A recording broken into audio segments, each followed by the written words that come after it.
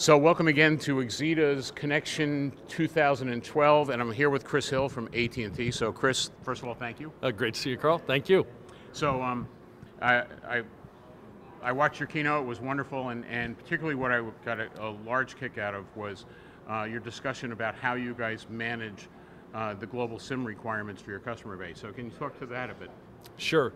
So we are currently operating in over 200 countries today in terms of a single SIM. So if you're looking to deploy a machine-to-machine solution, you can take an AT&T SIM, embed that into your product, and be able to ship that out to 200 countries and have that work. And what we're able to do now is not just do permanent roaming, is where we've been able to go in country and be able to use limited amounts of bandwidth, but now over the air change the characteristics of the SIM to be a local SIM if need be. And so we have the ability to take on different business models, and that's going to be very important as we look at higher bandwidth applications. Yeah, and that very impressed me, because you in effect had pools of data capability within countries, and now in effect, if someone's like bringing in a video surveillance function, or there's some other aspect that requires more bandwidth, you guys can in effect change the model on the fly, which I thought was a fantastic strategy.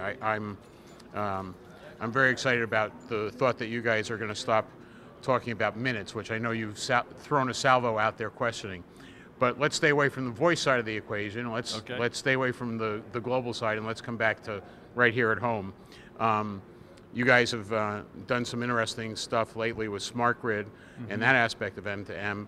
Is there any particular vertical that you guys find exciting right now? I'd say two areas. One is healthcare.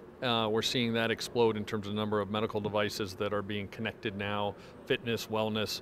And so we're doing things with exposing APIs to allow developers to take advantage of things like the Exita platform that we'll be integrating in, but location, messaging, and pre-certified devices, and being able to share data amongst developers is one of the big areas we're focused, and we think that's going to help a lot in terms of speed to market for applications in the machine-to-machine space.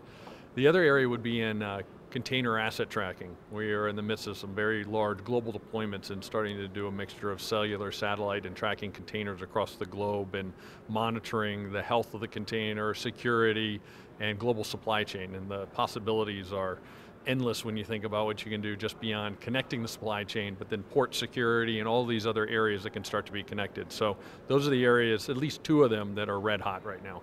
And we're back on global anyway, regardless of whether we try to avoid it or not. Yeah, so while we got you there, you mentioned the foundries, and I happened to be at CTIA, and I know you guys were doing stuff at Palo Alto with Facebook before.